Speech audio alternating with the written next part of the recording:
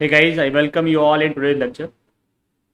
But अभी तक मैं स्टोइकियोमेट्रिक प्रॉब्लम्स को कैसे सॉल्व करना होता है वो डिस्कस कर चुका हूँ। नहीं, अब लोग बैलेंसिंग वाला पार्ट और कैसे लिमिटिंग रिएजेंट फाइंड करके हम लोग कोई प्रॉब्लम सॉल्व करेंगे, ठीक है ना। अभी उसके फर्दर कॉन्सेप्ट्स को मैं डिस्कस करने वाला हूँ। तो उसमें से एक कॉन्सेप्ट है परसेंटेज यील्ड। परसेंटेज यील्ड बेटा हम लोग कौन से वाले रिएक्शन के लिए पढ़ते हैं? ऐसे reactions which are not 100% completed. जो क्या नहीं होता बेटा, जो 100% कंप्लीट नहीं होता है उन रिएक्शंस में क्या करते हैं, परसेंटेज यील्ड का कॉन्सेप्ट लगता है। तो परसेंटेज यील्ड क्या होता है? It is the actual yield upon theoretical yield into 100। क्या होता है? It is actual yield upon theoretical yield into 100, ठीक है ना। जैसे मान के चलो कोई भी रिएक्शन है वो ए से बी में कन्वर्ट हो रहा है, ठीक है ना। आप लोगों ने क्या किया, इसका लिया 1 मोल। आपको पता है इसका 1 मोल क्या करेगा, इसका 1 मोल फॉर्मेशन करता है। लेकिन 1 मोल फॉर्मेशन कब करेगा? जब वो 100% कंप्लीट होगा। तो जो 100% कंप्लीट होता हुआ जो भी हम लोग यील्ड मानेंगे वो क्या होगा बेटा? That is theoretical. वो कैसा है? वो थ्योरेटिकल है। थ्योरेटिकल क्यों है? क्योंकि हम लोग किसी भी रिएक्शन को 100% कंप्लीट तो मानते ही है बेटा, है ना। हम लोग तो अपनी तरफ से क्या करेंगे, कोई भी रिएक्शन दिया होगा हम लोग तुरंत से क्या करेंगे कि हाँ वो 100% कंप्लीट हो रहा है, तुरंत से उसका लिख देंगे कि हाँ 100% कंप्लीट होने पे क्या प्रोडक्ट मिला वो हम लोगों ने लिख दिया। लेकिन एक्चुअली क्या होगा, रिएक्शन कितना परसेंट कंप्लीट हो रहा है, या तो आपको गिवन होगा या पूछेगा कि यील्ड है कितना। मान के तुमसे पूछा होता कि इस रिएक्शन का यील्ड कितना है, 90%। तो आपसे पूछे बी कितना बनेगा, तो आप बोलेंगे जो बी होगा वो कितना बनेगा, 1 का 90% बनेगा। दैट विल बी 0.9, है ना। कितना बनेगा बेटा? 1 का 90% बनेगा। तो कितना आ जाएगा आप लोगों के पास में आंसर? दैट इज 0.9, ठीक है ना। तो एक्चुअल में क्या बना? 0.9 बना। थ्योरेटिकल क्या है बेटा? 100 मतलब 1 बनना चाहिए था बाई कंसिडरिंग 100% कंप्लीशन। समझ में आ रहा है कि नहीं आ रहा? तो एक्चुअल में क्या होगा, आपके पास में एक थोड़ा सा स्टेप और बढ़ जाएगा। आपको क्या होता है, किसी भी रिएक्शन का परसेंटेज यील्ड गिवन होता है। तो आप क्या करेंगे, पहले थ्योरेटिकली 100% कंप्लीट मानते हुए किसी भी रिएक्शन का प्रोडक्ट निकालेंगे और फाइनली क्या कर लेंगे, उसमें परसेंटेज यील्ड से मल्टीप्लाई करके एक्चुअल यील्ड क्या होगा उसका वो हम लोग निकाल के दे देंगे, ठीक है ना। हम लोग क्वेश्चंस की तरफ बढ़ते हैं। हम लोग जैसे क्वेश्चंस करेंगे आपको बेटर वे में परसेंटेज यील्ड क्या होता है वो समझ में आएगा। पहला क्वेश्चन आप लोगों के पास में, what amount of CO will be produced by 200 gram of CaCO3 if the percentage yield of the reaction is 90%। आपको पता है CaCO3 जो होगा बेटा वो रिएक्शन करेगा तो क्या बनाएगा, CO प्लस CO2, ठीक है। CaCO3 will give you CO plus CO2। Equation balanced है, इसमें हमें कुछ मल्टीप्लाई करना या कुछ करने का जरूरत नहीं है। अब आपको दिया है इसका कितना ग्राम है बेटा, 200 ग्राम। तो मोल्स कितना होगा बेटा, 200/100। मोल्स कितना होगा, that will be equal to 200/100। तो कितना मोल निकल के आया बेटा, मोल निकल के आया 2। क्लियर। इसका परसेंटेज यील्ड कितना है बेटा, दैट इज 90%। आपको पता है CaCO3 का 1 मोल CO का 1 मोल बनाएगा। तो 2 मोल से कितना मोल बनेगा बेटा, इसका 2। आप बोल सकते हैं moles of CaO formed will be, इसका मोल कितना बनेगा, 2। मास कितना बनेगा बेटा, 2 × 56, 2 × 56 दैट इज 112, ठीक है ना। लेकिन जो 112 है वो क्या है, वो एक्चुअल है या थ्योरेटिकल है? आप बोलेंगे वो थ्योरेटिकल है। वो कैसा है बेटा, वो थ्योरेटिकल है। क्यों थ्योरेटिकल है? क्योंकि अभी तक तो हम लोगों ने इसका जो आंसर लिखा है वो कैसे लिख दिया, बाई कंसिडरिंग 100% कंप्लीशन। लेकिन अगर आपको इसको थ्योरेटिकल को एक्चुअल में कन्वर्ट करना है तो क्या कर लेंगे बेटा, परसेंटेज यील्ड से मल्टीप्लाई कर लेंगे। समझ में आ रहा है कि नहीं आ रहा? किससे मल्टीप्लाई कर लेंगे बेटा, परसेंटेज यील्ड। तो आपका जो आंसर आएगा वो आएगा 112 × 0.9। यही आपका आंसर होगा। समझ में आ रहा है मैं क्या बोल रहा हूँ? यही आपका क्या आएगा, यही आपका आंसर आएगा, जो कैसा होगा, 112 से कहीं ना कहीं कम आपको देखने को मिलेगा। This clear. हम लोग क्या करने वाले हैं परसेंटेज यील्ड के कॉन्सेप्ट में, ठीक है। चलिए एक और क्वेश्चन की तरफ हम लोग बढ़ते हैं। Question is what amount of CaCO3 is required to produce 56 gram of CO if the percentage yield of the reaction is 80%। क्या बोल रहे हैं, उल्टा क्वेश्चन पूछ लिया है। पिछले केस में क्या था, आप लोगों को रिएक्टेंट का अमाउंट गिवन था, प्रोडक्ट का पूछ रहा था। यहाँ क्या है बेटा, उल्टा है। ये आपको प्रोडक्ट का अमाउंट दिया है और रिएक्टेंट का अमाउंट पूछ रहा है। क्या दिया है आपको? प्रोडक्ट का अमाउंट दिया है 56 ग्राम ऑफ CaO आपको चाहिए।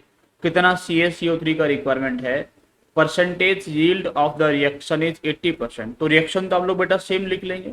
रिएक्शन क्या लिख लेंगे आप लोग बोलेंगे CaCO3 is giving you CaO and CO2। ठीक है ना, CaCO3 is giving you CO and CO2। इसका परसेंटेज यील्ड कितना है बेटा? That is 80%। इसका परसेंटेज यील्ड कितना है? That is 80%। क्लियर? अभी आपसे पूछे बेटा इसका अमाउंट कितना बन रहा है? दैट इज 56 ग्राम। ठीक है, समझ आ रहा है कि नहीं आ रहा? मोल कितना बन रहा है बेटा इसका? That is 56 by 56, that is 1। एक मोल आपको बनाना है। 56 बाई 56 कितना हो गया? 1 आ गया। एक मोल बनाना है आपको। अब बताइए इसका एक मोल बनाने के लिए इसका कितना मोल चाहिए? एक ही मोल चाहिए, ठीक है ना, लेकिन एक मोल कब चाहिए? जब 100% कंप्लीशन हो। तो एक बात आप पहले मेरी ठीक से सुनना बेटा, आपको जो परसेंटेज यील्ड दिया है वो कन्वर्जन ऑफ CaCO3 का CaO में दिया है। किसका दिया है बेटा? CaCO3 का CaO में कन्वर्जन होता है, तो 80% यील्ड है। आपसे पूछे CaO का CaCO3 में यानी बैकवर्ड रिएक्शन का परसेंटेज यील्ड क्या है, वो तो आपको नहीं पता है। समझ में आ रहा है कि नहीं आ रहा?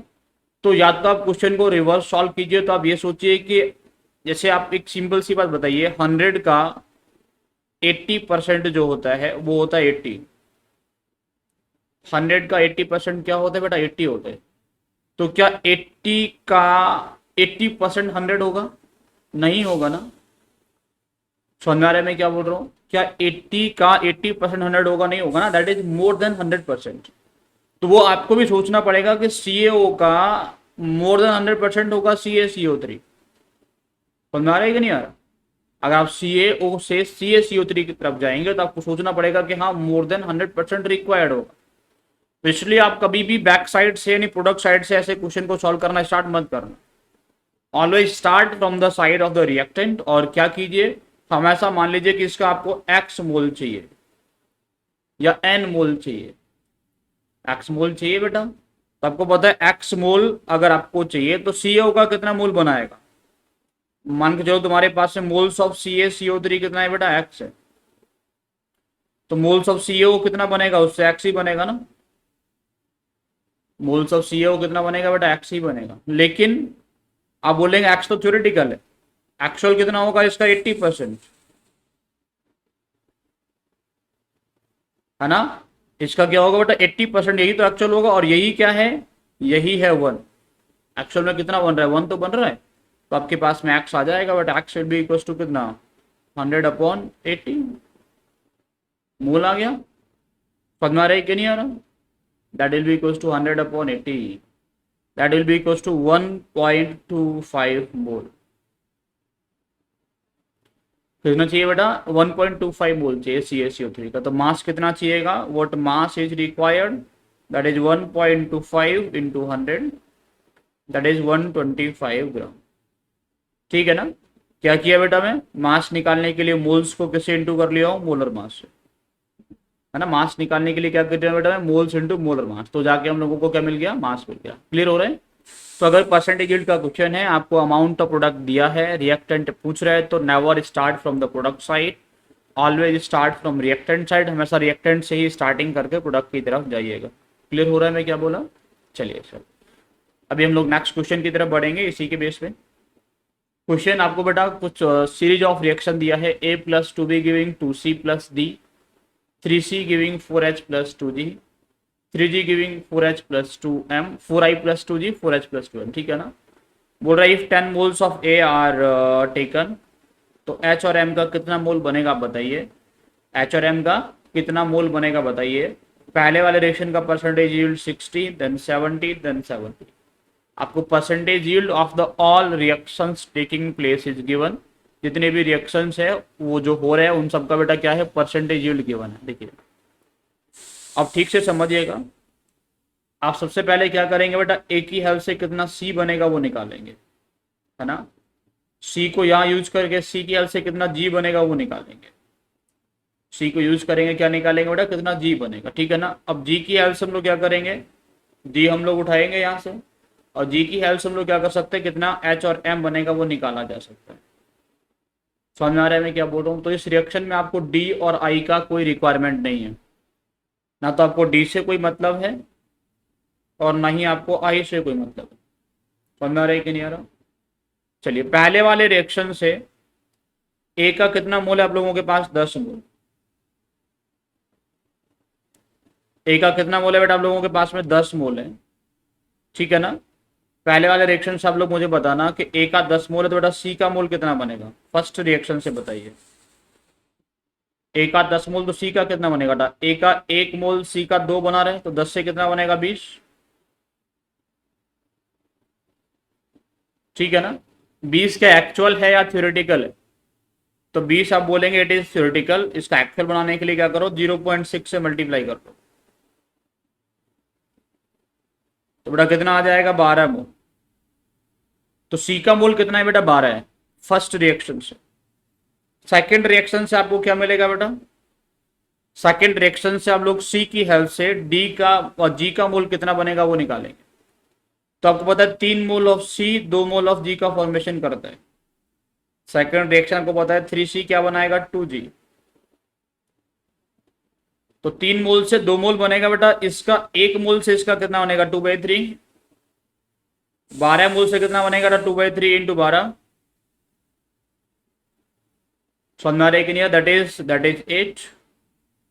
तो जो 8 मोल है वो क्या है बेटा, एक्चुअल या थ्योरेटिकल? आप बोलेंगे ये 8 मोल्स है वो कैसा है, this 8 moles are theoretical. Actual में कन्वर्ट करने के लिए परसेंटेज यील्ड से मल्टीप्लाई कीजिए। तो परसेंटेज यील्ड कितना है, 0.7, उससे मल्टीप्लाई कर लिया हमें, अभी कितना मिलेगा आपको, 5.6, ठीक है ना। आपको जी का मोल मिल चुका है, आप थर्ड वाला रिएक्शन अभी यूज करेंगे बेटा। आप क्या करेंगे, आप थर्ड वाला रिएक्शन यूज करेंगे। थर्ड वाला रिएक्शन यूज करके आप बोल सकते हैं कि 3 मोल ऑफ जी जो होता है वो 4 मोल ऑफ एच और 2 मोल ऑफ एम बनाता है। क्लियर है ना, ये रिएक्शन से आपको समझ में आता है। 3 mole of G forms 4 moles of H plus 2 moles of M. Clear बेटा, तो 3 मोल्स ऑफ जी आप लोगों के पास में है। अब जी का बेटा एच का मोल आपको चाहिए तो क्या होगा, आपको पता है 3 मोल ऑफ जी, मैं जी और एच की बात कर रहा हूं। 3 मोल ऑफ जी क्या करता है बेटा, 3 mole of G 4 mole of H का फॉर्मेशन करता है, ठीक है। तो 1 मोल से कितना बनेगा बेटा, 4/3। 5.6 से कितना बनेगा बेटा, दैट इज 4/3 इंटू 5.6। ये एक्चुअल है या थ्योरेटिकल है, आप बोलेंगे ये थ्योरेटिकल है। एक्चुअल में कन्वर्ट करने के लिए क्या करो बेटा, इसके परसेंटेज यील्ड से मल्टीप्लाई करो, दैट इज 0.7। तो परसेंटेज यील्ड से और मल्टीप्लाई कर लेते हैं बेटा, ये आप लोगों को मिलेगा यहां से, क्या यहां से मिलेगा मोल्स ऑफ एच कितना बना वो आपको मिल गया।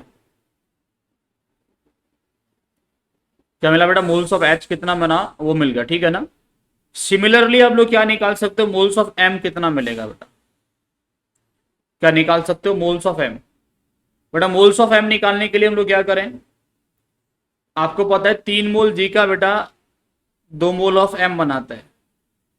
3 मोल जी का कितना बनाएगा, 2 मोल ऑफ एम। तो 1 से कितना बनेगा बेटा, 2/3।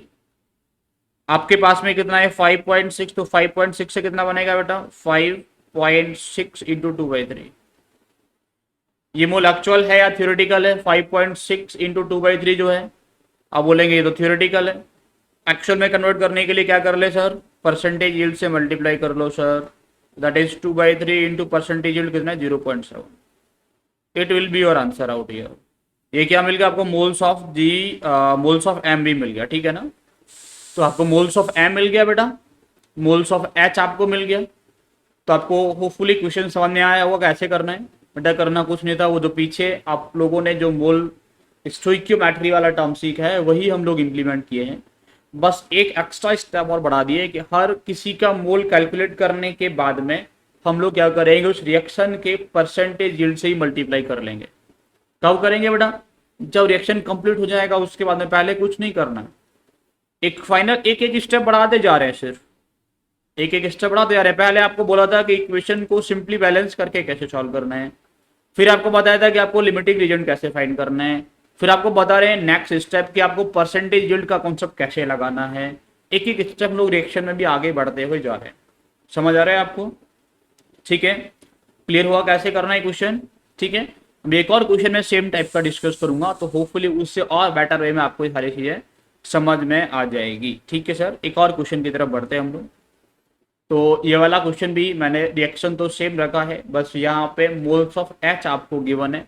पीछे वाले केस में स्टार्टिंग हम लोग किए थे फ्रॉम द रिएक्टेंट, ने आपको ए का मोल गिवन था और जो प्रोडक्ट्स थे उनका पूछ रहा था। अब देखिए ठीक से क्वेश्चन, आपको क्या था बेटा, ए का मोल गिवन।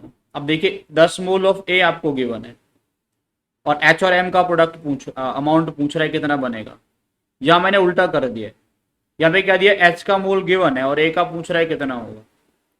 तो पहले तो आप मुझे ये बताइए स्टार्टिंग कहाँ से करनी है हमें, where to start this question, हमें कहाँ से स्टार्टिंग करनी चाहिए। तो आप बोलेंगे सर स्टार्टिंग तो रिएक्टेंट से ही कीजिए, प्रोडक्ट से हम लोग कभी भी स्टार्टिंग नहीं करेंगे। कहाँ से स्टार्टिंग कीजिए सर, रिएक्टेंट से ही कीजिए, प्रोडक्ट से हम लोग स्टार्टिंग नहीं करेंगे। तो आपका काम क्या है, पहले आप सोचिए, आपको ए की हेल्प से सी मिलेगा, सी की हेल्प से आपको जी मिलेगा और जी की हेल्प से आपको एच मिलेगा।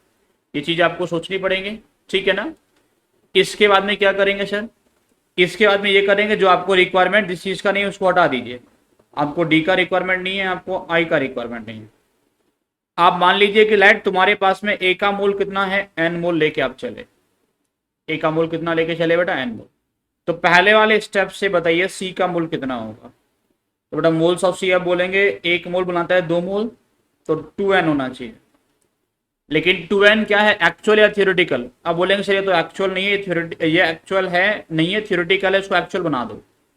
तो एक्चुअल बनाने के लिए क्या किया हम लोग बेटा, परसेंटेज यील्ड से मल्टीप्लाई कर दिए। क्लियर, क्या कर दिए हम लोग, परसेंटेज यील्ड से मल्टीप्लाई कर दिए। तो ये आ जाएगा बेटा कितना, ये आ जाएगा तुम्हारा 1.2n। ठीक है ना, क्या आ जाएगा 1.2n। क्लियर, चलिए अभी सी का आपको मोल मिल गया। अभी आप जाएंगे सेकंड स्टेप पे, सेकंड रिएक्शन पे। सेकंड रिएक्शन में सी की हेल्प से हम लोग क्या निकालेंगे बेटा, जी। तो आपको पता है 3 मोल सी क्या करता है, 2 मोल ऑफ जी का फॉर्मेशन करता है। 3 मोल सी क्या करता है बेटा, 2 मोल जी का फॉर्मेशन करता है। समझ में आता है मैं क्या बोल रहा हूं। तो 1 मोल से कितना बनेगा बेटा, 2/3। एक से कितना बनाएंगे आप लोग, 2/3, है ना। तो 1.2n से कितना बनाएंगे बेटा, 1.2n से कितना बनाएंगे आप लोग, 2/3 इंटू 1.2n। ठीक है, ये एक्चुअल है या थ्योरेटिकल है। आप बोलेंगे सर थ्योरेटिकल। एक्चुअल बनाने के लिए क्या करें, परसेंटेज यील्ड से मल्टीप्लाई कर लीजिए, 0.7। समझ में आ रहा है कि नहीं आ रहा, ठीक है ना। तो बेटा ये कितना हो जाएगा, 3 से जाएगा 0.4 times, 0.4 into 2 is 0.8, 0.8 into 7 is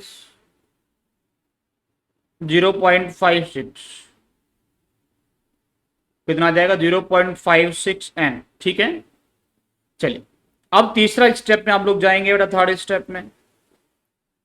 आप थर्ड स्टेप में बोलेंगे 3 मोल जी का बेटा क्या करता है, 4 मोल एच का फॉर्मेशन करता है।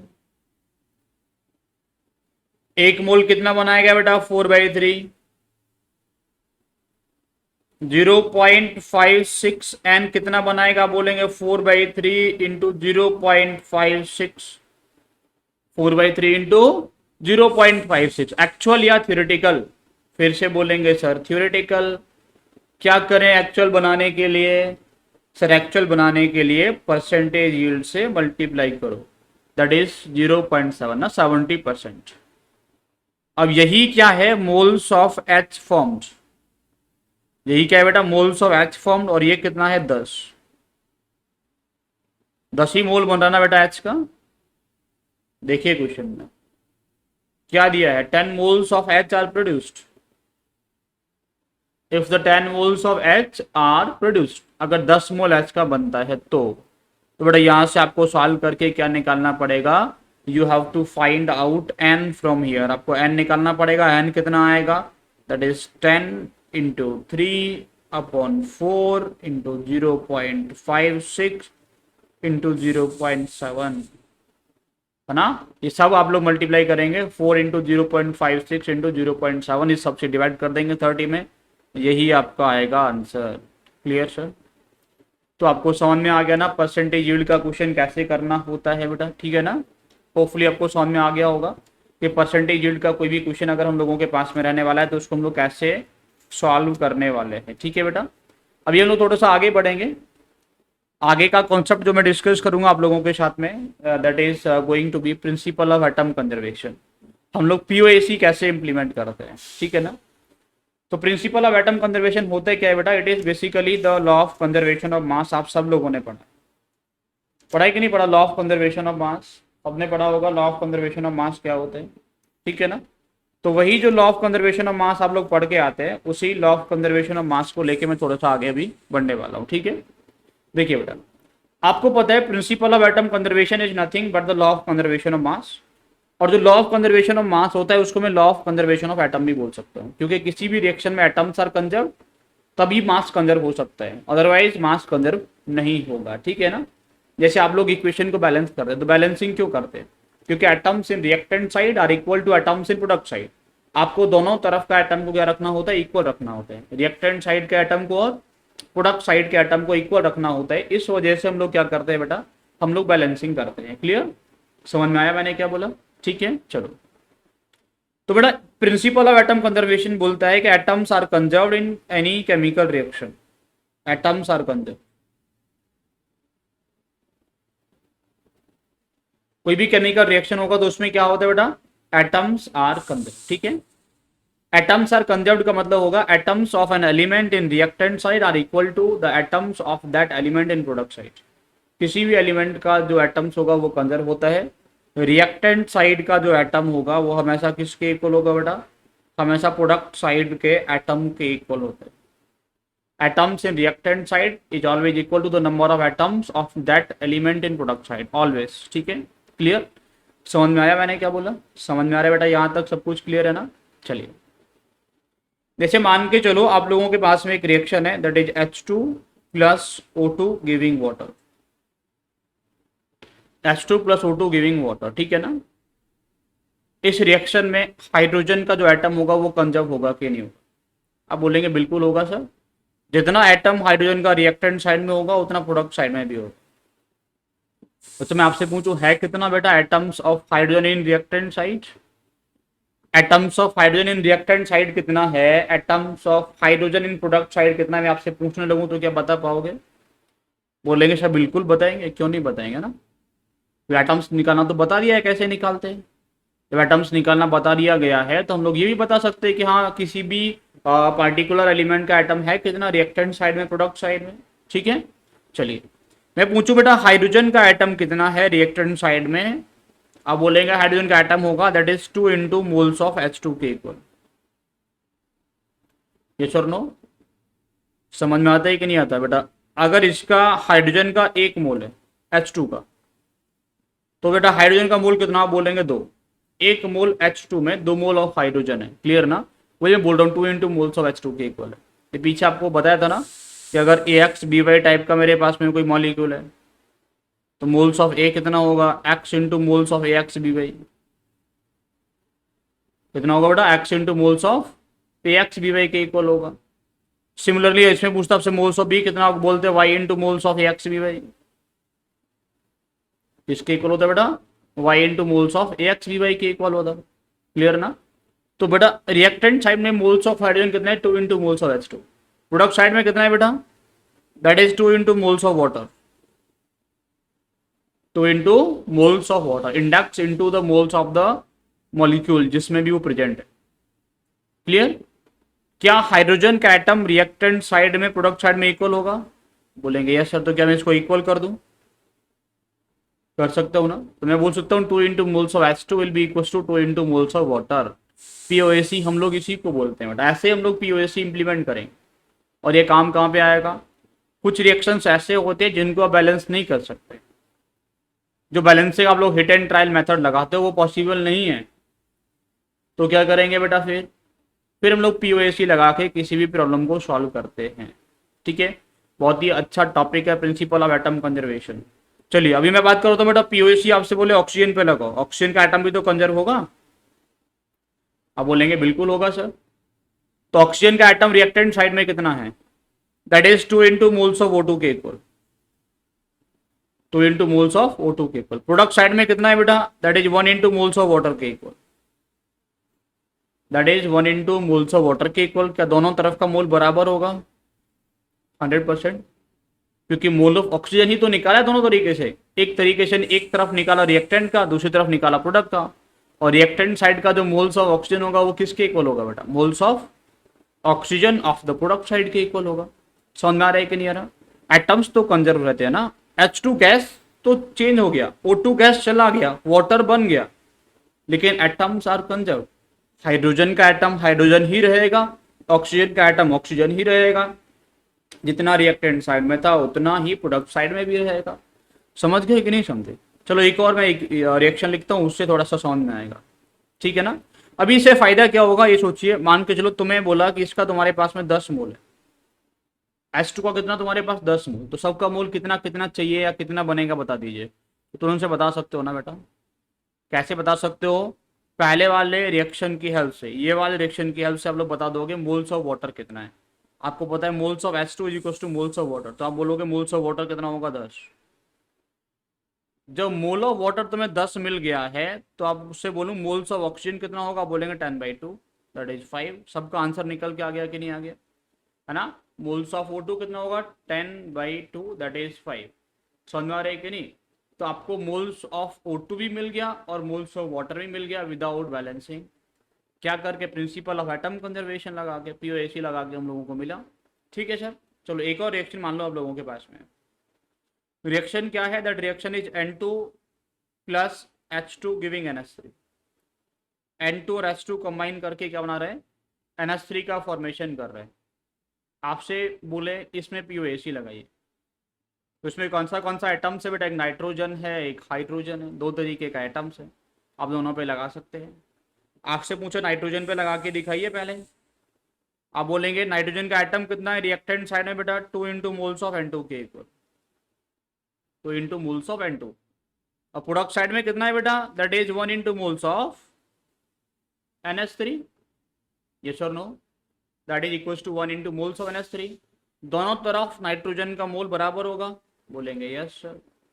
अभी आपसे पूछे बेटा हाइड्रोजन पे लगाइए POAC, आप बोलेंगे हाइड्रोजन का मोल कितना है रिएक्टेंट साइड में, that is 2 into moles of H2। और प्रोडक्ट साइड में कितना है, that is 3 into moles of NH3। ये आपको समझ रहा है ना बेटा, 2 3 से मल्टीप्लाई क्यों कर रहे हैं हम लोग, क्योंकि इसका इंडेक्स है 2। और जब हाइड्रोजन H2 गैस का 1 मोल होगा तो हाइड्रोजन एटम का मोल 2 होगा, है ना। 1 मोल में 2 मोल ऑफ हाइड्रोजन एटम है ना, इसी वजह से। 1 मोल अमोनिया में हाइड्रोजन का एटम का कितना मोल है, 3। नाइट्रोजन एटम का मोल कितना है, 1। तो वो 3 से मल्टीप्लाई कर लिए, उसको हम लोग 1 से मल्टीप्लाई कर रहे हैं। देखो नाइट्रोजन के लिए 1 से मल्टीप्लाई कर रहे हैं, हाइड्रोजन के लिए 3 से मल्टीप्लाई कर रहे हैं, ठीक है। तो नीचे क्या निकाला है, हाइड्रोजन का atoms of moles of hydrogen atoms in both side that will be equal, ये दोनों भी इक्वल रहेगा। तो यहाँ पे हम लोग लगा दिए बेटा इस वाले रिएक्शन में POAC, क्लियर ना, समझ में आ रहा है मैं क्या बोल रहा हूँ। इस वाले रिएक्शन में POAC लगा दिया गया। अब आपसे बोला होता कि इसका 10 मोल है, बताइए सबका मोल। N2 का कितना मोल, 10, तो सबका मोल बताइए। तो आप पहले वाले रिएक्शन से NH3 का मोल निकाल लेते हैं। आपको दिख रहा है पहले वाले में moles of NH3 is 2 times moles of N2, तो पहले वाले रिएक्शन से आपको मोल्स ऑफ NH3 मिल गया, दैट इज 20, 2 इंटू N2 ना, 20। दूसरे वाले रिएक्शन से आपको मोल्स ऑफ H2 मिल जाएगा, आप यहां से बोल सकते हैं moles of H2 is 3/2 into moles of NH3, 3/2 into moles of NH3 बोल सकते हैं ना बेटा। Moles of H2 is equal to 3/2 into moles of NH3। Moles of NH3 कितना है बेटा तुम्हारे पास में, 20, दैट इज 3/2 इंटू 20, और ये कितना आ जाएगा बेटा, 30। क्लियर? तो आप लोग निकाल लिए ना मोल्स विदाउट बैलेंसिंग, बिना बैलेंस के इक्वेशन को तुम लोग मोल्स निकाल लिया आसानी से, ठीक है। चलो एक और रिएक्शन पे इम्प्लीमेंट करके दिखाते हैं, तब थोड़ा क्लियर होगा POAC क्या है, ठीक है। चलिए मान के चलो तुम्हारे पास में एक रिएक्शन है, that is CH4 plus O2 giving you CO2 plus water. क्या बना रहा है बेटा, CH4 plus O2 giving you CO2 plus water बनता है। इसमें कार्बन, हाइड्रोजन और ऑक्सीजन 3 अलग अलग एटम्स है। आपसे बोले इसमें पीओएसी लगा के दिखाइए सर। पीओएसी कैसे इंप्लीमेंट करेंगे? इंप्लीमेंट ऑन दिस क्वेश्चन, ये जो रिएक्शन है इस इक्वेशन पे आप लोग क्या कर दीजिए, पीओएसी इंप्लीमेंट करके दिखा दीजिए। तो कैसे इंप्लीमेंट करना है सर? तो सबसे पहले हम लोग किस पे इंप्लीमेंट करेंगे बेटा? कार्बन पे। कार्बन कहाँ दिख रहा है आपको? रिएक्टेंट साइड में इधर, प्रोडक्ट साइड में इधर, CH4 और CO2 में सिर्फ, और कहीं पे नहीं है। तो बेटा क्या बोलेंगे? 1 × मोल्स ऑफ CH4, या भी क्या है? 1 × moles of CH4। Product side में कितना है बेटा? 1 × moles of CO2। This two will be equal, है ना? ये दोनों कैसा होगा? इक्वल होगा। अभी आपसे बोले हाइड्रोजन पे लगाइए, तो बोलेंगे सर ठीक है हाइड्रोजन पे लगा देते हैं। हाइड्रोजन कहाँ कहाँ पे दिख रहा है बेटा? आपको दिख रहा है CH4 में और वाटर में। कहाँ कहाँ दिख रहा है बेटा? CH4 और वाटर। रिएक्टेंट साइड में CH4 में है और प्रोडक्ट साइड में वाटर के अंदर है। तो क्या बोलेंगे बेटा? रिएक्टेंट साइड से बोलेंगे 4 × मोल्स ऑफ CH4, और प्रोडक्ट साइड में आप लोग बोलेंगे 2 × मोल्स ऑफ वाटर। दोनों इक्वल है बेटा, दोनों क्या है? इक्वल, ठीक है। चलिए तीसरा है मोल्स ऑफ ऑक्सीजन की हम लोग बात करेंगे। ऑक्सीजन पे पीओएसी लगाएंगे। रिएक्टेंट साइड में ऑक्सीजन कहाँ पे? इन O2 ओनली। प्रोडक्ट साइड में कहाँ पे बेटा? CO2 और H2, दोनों को ऐड करके लाएंगे। कुछ यहाँ से मिलेगा, कुछ यहाँ से मिलेगा, दोनों से मिलने वाले को क्या कर लेंगे बेटा? ऐड कर लेंगे। क्लियर हो रहा है मैं क्या बोला? कोई दिक्कत तो नहीं है बेटा इसको समझने में, है ना? चलिए तो बेटा रिएक्टेंट साइड से कितना मिलेगा आपको? That is 2 × moles of O2 के इक्वल। 2 × मोल्स ऑफ O2 के इक्वल आपको मिला फ्रॉम रिएक्टेंट साइड, ठीक है ना? प्रोडक्ट साइड से कितना मिलेगा आपको? आपको मिलेगा 2 × moles of CO2 plus 1 × mole of water, और ये दोनों कैसा रहेगा? Equal. 2 × mole of CO2 plus 1 × mole of water. ये मिला मुझे रिएक्टेंट साइड का बेटा, ठीक है ना? ये मुझे कहाँ का मिला है? रिएक्टेंट साइड का, और ये मुझे मिला है प्रोडक्ट साइड का। दोनों का मुझे मोल मिल गया। किसका बेटा? ऑक्सीजन का। दोनों को मैं क्या किया? दोनों को मैं आसानी से दोनों तरफ से निकाला और इक्वेट कर, दोनों को इक्वल में रख सकता हूं, क्योंकि दोनों ही क्या है? मोल्स ऑफ ऑक्सीजन है, ठीक है ना? अभी आपको यहां से मान के चलो CH4 का बोला होता कि तुम्हारे पास इसका 2 मोल है, बताइए ऑक्सीजन का कितना मोल चाहिए, CO2 कितना बनेगा, वाटर कितना बनेगा? तो पहले वाले रिएक्शन से आप लोग बोल सकते हो moles of CH4 is equal to moles of CO2। पहले वाले रिएक्शन से आपको मोल्स ऑफ CO2 मिल जाएगा, दैट इज 2। आपको दिख रहा है moles of CH4 is equal to moles of CO2 ना? क्लियर?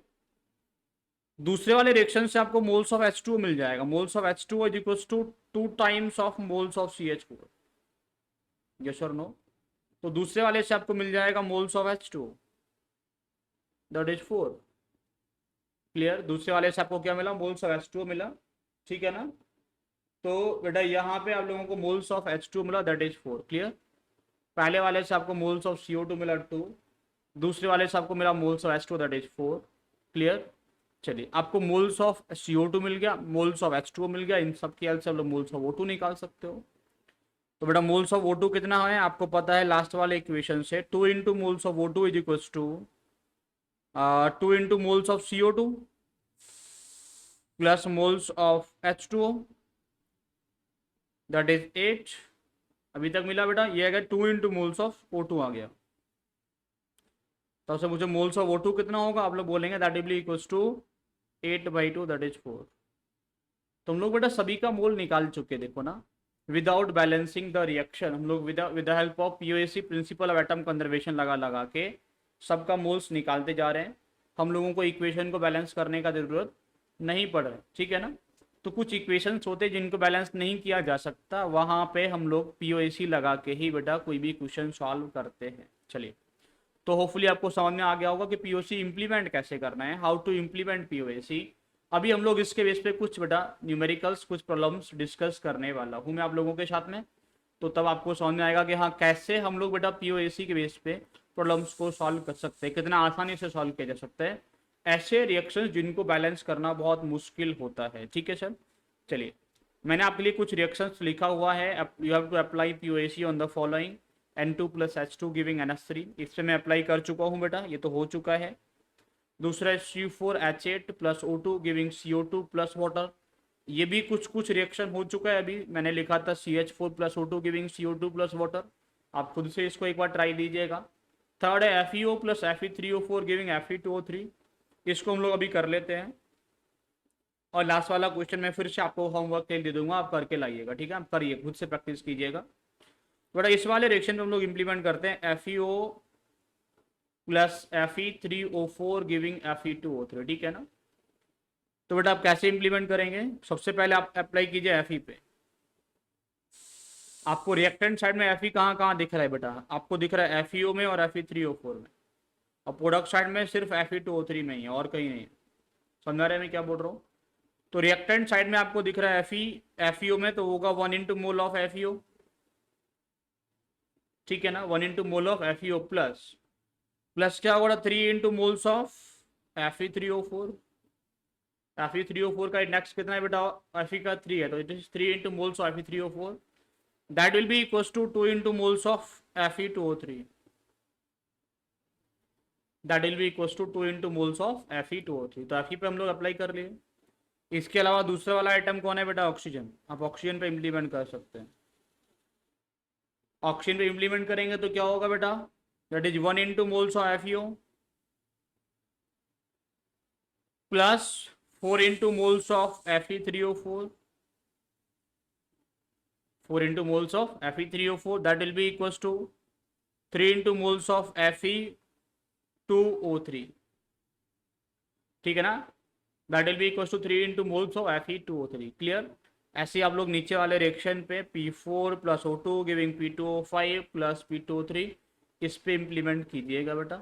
आपको समझ में आ जाएगा हम लोग POSC principal of atom conservation क्यों अप्लाई करते हैं और कैसे अप्लाई करना है। एक 2-3 क्वेश्चन आप लोगों के लिए मैं दे चुका हूँ। अभी हम लोग कुछ न्यूमेरिकल्स डिस्कस कर लेते हैं इस टॉपिक के बेस पे, ठीक है सर? चलिए आगे बढ़ते हैं। पहला क्वेश्चन आप लोगों के पास में है, what weight of CO is required to form Re2CO whole 10 from 2.5 moles of Re2O7 according to the unbalanced reaction. Reaction is Re2O7 plus CO giving you Re2CO whole 10 plus CO2। ये reaction आप लोगों के पास में है।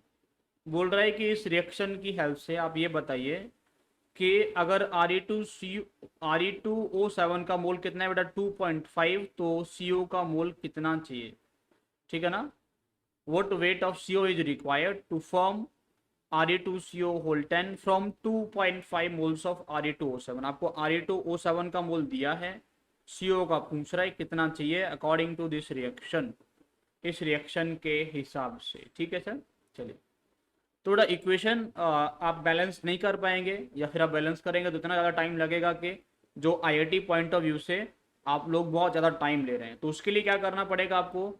Equation को with the help of principal of atom conservation he solve करना पड़ेगा। आप क्या करेंगे? POSC इंप्लीमेंट करेंगे और सॉल्व करेंगे सर, ठीक है ना? तो हम लोग एक एक करके POSC इंप्लीमेंट करने वाले हैं। आपके पास से बेटा जो इक्वेशन है उसको मैं इस इक्वेशन पे आप लोग क्या करेंगे बेटा? एक एक करके POSC इंप्लीमेंट करेंगे, ठीक है सर? चलिए, तो बेटा हम लोग क्या करेंगे? हमें Re2O7 का मोल गिवन है, दैट इज 2.5, ठीक है ना? इसका मोल मान लेते हैं x चाहिए, इसका मान लेते हैं y चाहिए, इसका मान लेते हैं z, ठीक है ना? x y z मैं इनका मान लेता हूँ, अभी लैट करके चल रहा हूँ। सबसे पहले आप लोग बेटा POSC इंप्लीमेंट कीजिए Re पे। जब लोग Re पे POSC इंप्लीमेंट करेंगे तो आप बोल सकते हैं 2 into moles of Re2O7 will be equals to 2 into moles of Re2CO whole 10। क्या बोल सकते हैं? क्योंकि बेटा Re का इंडेक्स यहाँ पे भी 2 है और यहाँ पे भी, इन दोनों के अलावा कहीं पे Renium नहीं है, यहीं पे Re आप सिर्फ है, इन दो ही कंपाउंड्स में है, इसके अलावा और कहीं है भी नहीं है, ठीक है सर?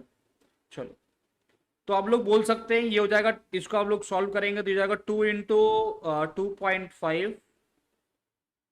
देखो अब सिंपल सॉल्व कीजिए, 2 से 2 गायब हो गया यहां से। आप बोल सकते हैं moles of Re2O7 is equal to moles of Re2CO whole time, ठीक है? क्या बोल सकते हैं बेटा? Moles of Re2O7 is equal to moles of Re2CO whole 10, ठीक है ना? और Re2CO होल 10 का मोल क्या माना है मैंने? y। तो आप बोल सकते हैं यहां से कि y जो होगा वो होगा 2.5, y भी क्या है 2.5, पहला आपको y मिल गया, ठीक है ना। चलिए अच्छा, अब दूसरा हम लोग सॉल्व करते हैं। अभी इंप्लीमेंट कीजिए पीओएसी बेटा किस पे, ऑक्सीजन पे। जब पीओएसी ऑक्सीजन पे इंप्लीमेंट करेंगे तो बोलेंगे 7 into moles of Re2O7 plus 1 into mole of CO,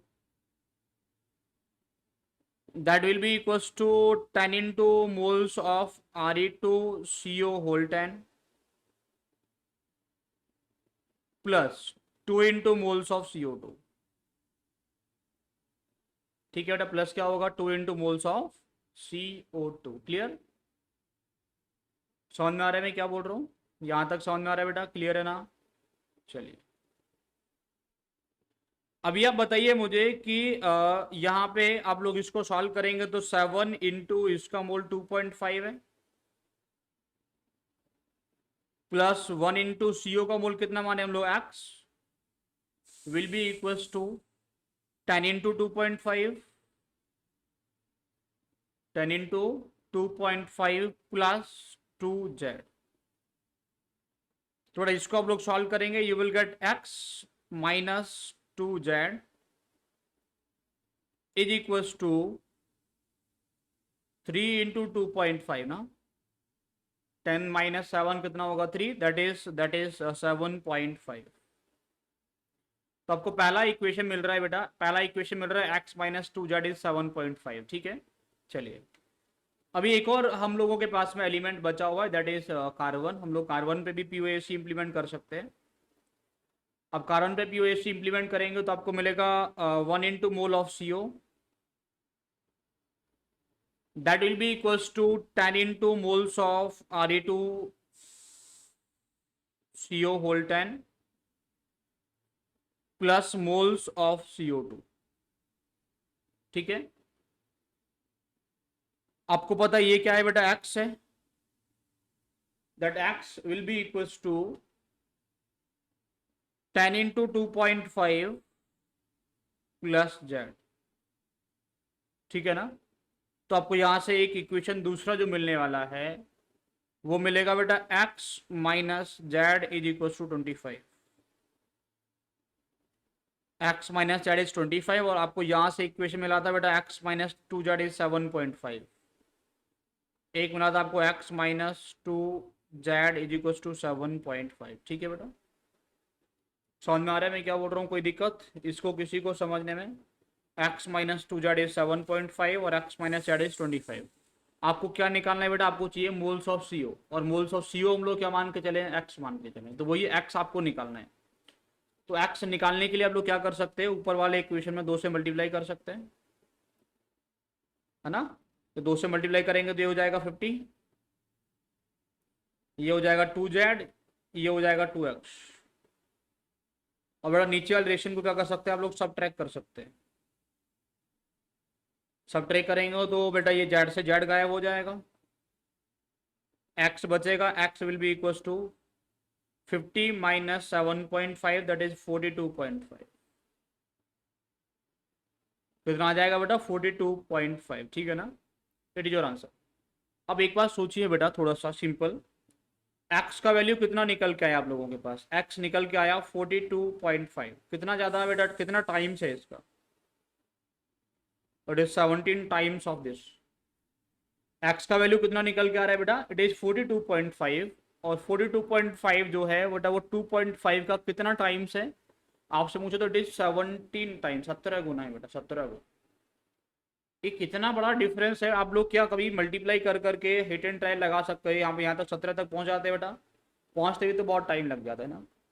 तो मैं बोल रहा हूँ कि ऐसे बहुत सारे प्रॉब्लम्स होते हैं जिनको आपको पीओएसी से ही सॉल्व करना पड़ेगा। पीओएसी लगाएंगे तो बहुत आसानी से सॉल्व हो जाएगा, और बैलेंसिंग लगाएंगे तो बेटा आपको बहुत ज़्यादा एफर्ट करना पड़ेगा, तब भी जाके आपको टाइम भी लगेगा, एफर्ट भी जाएगा, फिर भी मतलब ये कि आपने टाइम वेस्ट कर लिया पूरा, तो अब बाकी दूसरे क्वेश्चन का टाइम खा गए। सिंपल सी बात है कि क्या हुआ, आप दूसरे क्वेश्चन का टाइम खा गए, ऐसा फिर लगेगा ना। चलिए बेटा इसके आगे हम लोग थोड़ा सा अभी कंटिन्यू करते हैं, ठीक है सर। एक और क्वेश्चन आप लोगों के लिए, 10 ml of gaseous hydrocarbon on combustion gives 40 ml of CO2 and 50 ml of water. The hydrocarbon is, question कह रहे हो 10 ml हाइड्रोकार्बन हम लोगों के पास में है, उसका हम लोग अगर कंबशन करवाते हैं that gives you 40 ml of CO2 and 50 ml of water, then hydrocarbon का फॉर्मूला क्या होगा? देखिए सिंपल समझिएगा, मान लेते हैं हाइड्रोकार्बन के हम लोगों के पास CXH2, कंबशन करवाएंगे तो किस रिएक्शन करवाएंगे बेटा? O2 से, क्या बनेगा बेटा? That is CO2 plus water. ठीक है, क्लियर है? आपसे पूछो पीओएसी लगाइए बेटा, आप मुझे पहले बताइए इसका वॉल्यूम कितना है? इसका 10 ml है, इसका कितना है बेटा? 40 ml है, इसका कितना है बेटा? 50 ml है। अब एक बात और भी जानते हैं, गैसेस के लिए जो मोल रेशियो होता है वो वॉल्यूम रेशियो होता है, तो जो वॉल्यूम लिए दिया है उसको मैं मोल मान के ट्रीट करने वाला हूं। I can treat this volume as mole, yes no? अब बोलेंगे बिल्कुल सही बात है सर, हम लोग गैसेस के लिए जो वॉल्यूम होता है उसको मोल मान सकते हैं, कोई दिक्कत वाली बात नहीं है, हम लोग इसको मोल मान के ट्रीट कर सकते हैं। It is clear? सबको समझ में आ रहा है बेटा? चलिए वेरी गुड, आगे हम लोग बढ़ते हैं बेटा। तो आप बताइए कार्बन पे पीओएसी इंप्लीमेंट कर लेते हैं हम लोग। कार्बन पे पीओएसी इंप्लीमेंट करेंगे तो क्या मिलेगा? बोलेंगे x into moles of CXH2 is equals to moles of CO2 is equals to moles of CO2। Clear ना? समझ में आ रहा है कि नहीं आ रहा? तो आप बोल सकते हो बेटा x into 10 is equals to 40। x कितना आ गया बेटा? 4। x कितना आ गया? 4। x तो मिल गया ना? सिमिलरली अब लोग हाइड्रोजन पे पीओएसी लगा सकते हैं बेटा। जब लोग पीओएसी लगाएंगे हाइड्रोजन पर तो क्या बोलेंगे बेटा? y into moles of CXH2 y into moles of CXHY is equals to 2 into moles of water, 2 into moles of water। तो बेटा यहाँ पे क्या बोलेंगे आप लोग? आप बोल सकते हैं y into 10 is equals to 2 into 50। तो y कितना आ जाएगा बेटा यहाँ से? You will get y as 10, x4 y10 क्या बन गया बेटा? C4H10 हो गया पीओएसी लगा के सॉल्व। क्या हो गया बेटा? C4H10। क्लियर है ना? तो आसानी से पीओएसी लगाइए, सॉल्व कीजिए, कितना आसान हो गया पीओएसी के हल से। ठीक है बेटा, हम लोग कैसे निकाल सकते हो? तो it will help you in calculating the molecular formula of hydrocarbon if any combustion reaction is given. और भी ऐसे बहुत सारे रिएक्शंस गिवन होते हैं जिनमें आप लोग पीओएसी लगा सकते हैं। चलिए आगे हम लोग बढ़ते हैं। कुछ और मैं अभी तुम लोगों के साथ बेटा क्वेश्चंस डिस्कस करने वाला हूँ। एक और क्वेश्चन आप लोगों के लिए है, a mixture of FeO and Fe3O4। बेटा एक मिक्सचर आप लोगों के पास में है, किसका मिक्सचर बेटा? That mixture is of FeO and Fe3O4 when heated in air to a constant weight gains 5% in weight, find the composition of the initial mixture। Question समझ में आया बेटा मैं क्या बोल रहा हूँ? नहीं आया समझ? क्या बोला जा रहा है बेटा आप लोगों से? एक मिक्सचर है, किसका मिक्सचर बेटा? FeO और Fe3O4 का मिक्सचर। ठीक है ना? उसका हम लोग क्या करवाए हैं बेटा? उसको हम लोग एयर में हीट किए तो उसका जो वेट है वो क्या कर रहा है? वो 5% बढ़ जा रहा है। उसका वेट क्या हो रहा है? 5% बढ़ जा रहा है।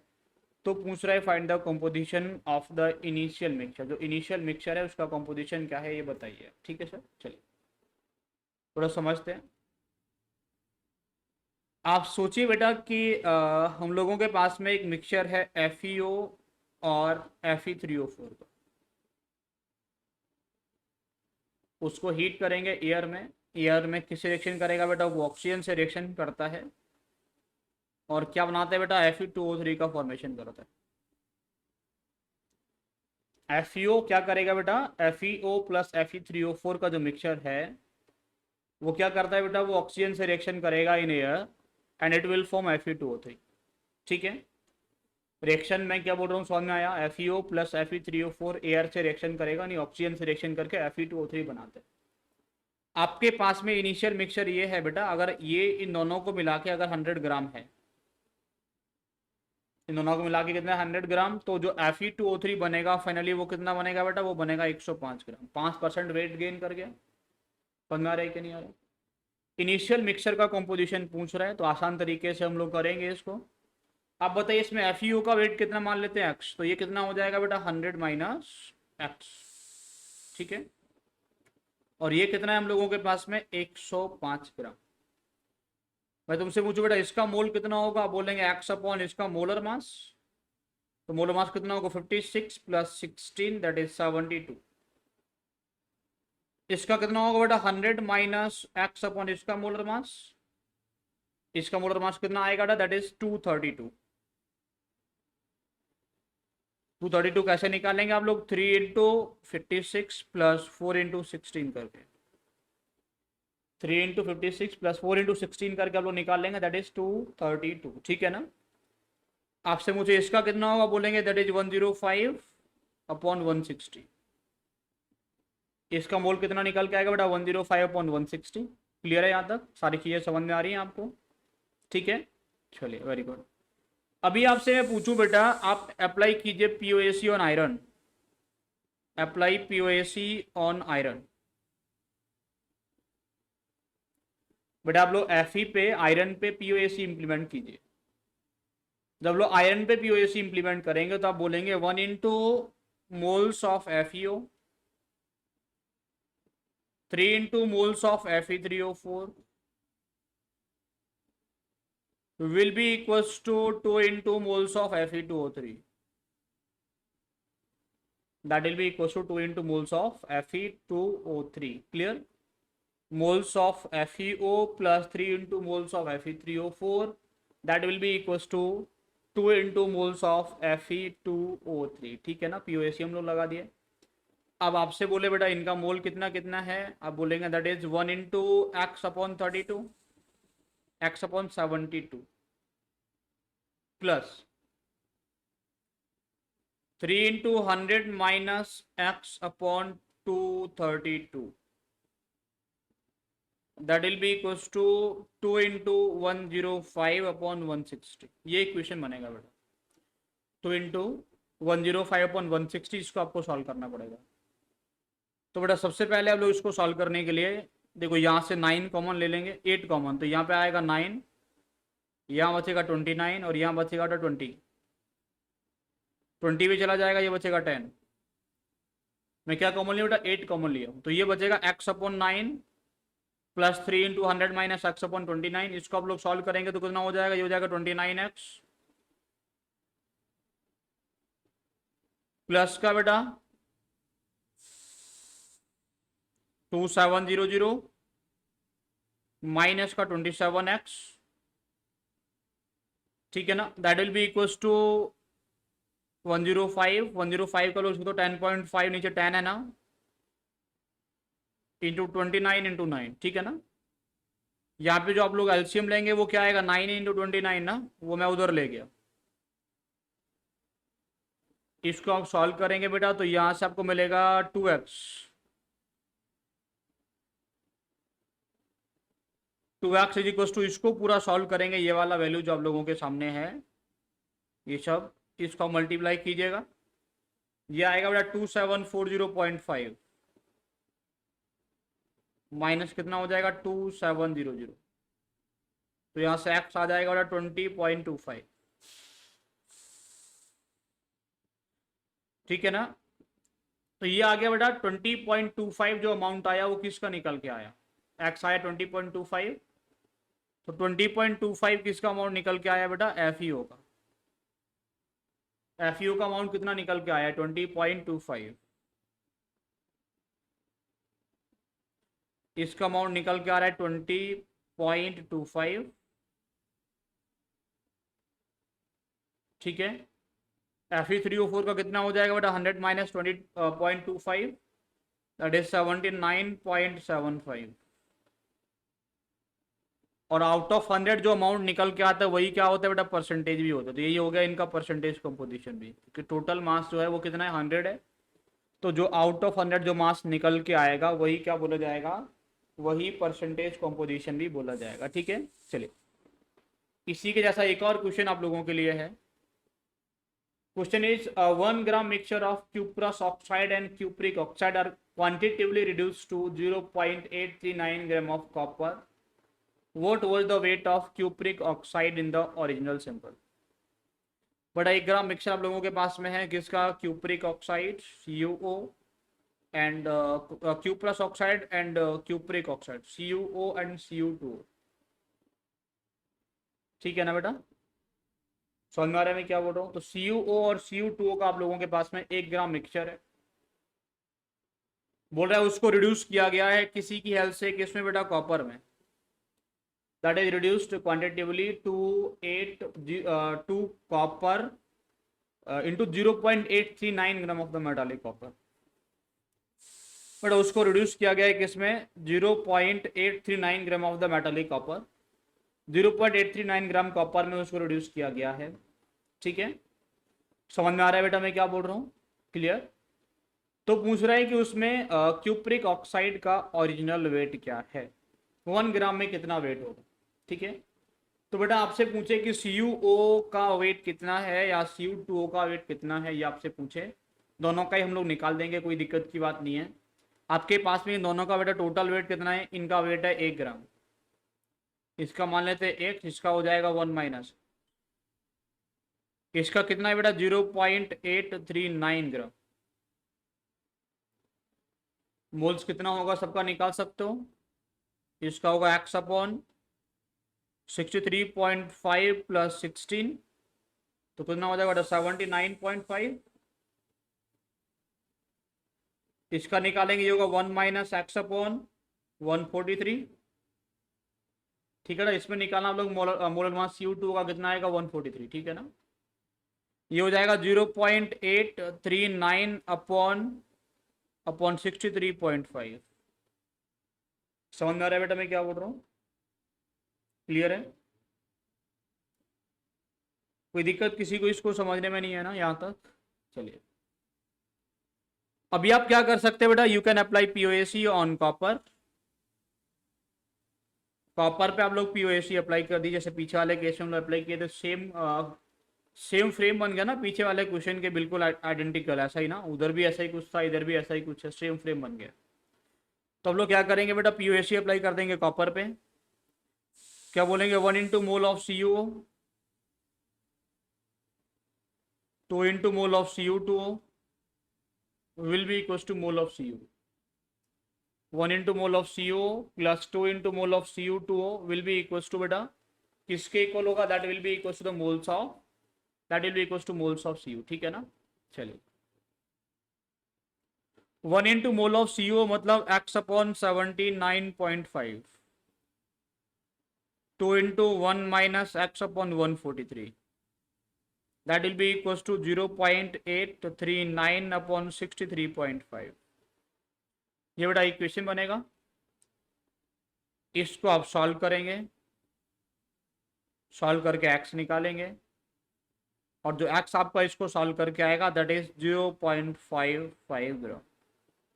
यही क्या होगा बेटा आप लोगों का आंसर। ठीक है ना, तो ये CuO का अमाउंट आप लोगों को मिल गया है 0.5 है। आप लोग Cu2 का भी निकाल सकते थे, तो वो क्या होगा बेटा 1 माइनस 0.55, दैट इज 0.45 ग्राम। ठीक है ना, तो वो कितना आ जाएगा 0.45 ग्राम, आपको वो भी मिल जाएगा। ठीक है, तो होपफुली बेटा आपको POAC कैसे हम लोगों को इम्प्लीमेंट करना है, क्या क्या चीज़ों में हम लोगों को POAC हेल्प करने वाला है, कहाँ कहाँ पे हेल्प करेगा, वो चीज़ें आपको क्लियरली अच्छे तरीके से समझ में आ गया होगा बेटा। इसके आगे हम लोग नेक्स्ट क्लास में फर्दर चीज़ों को लेके आगे बढ़ेंगे। Thank you very much.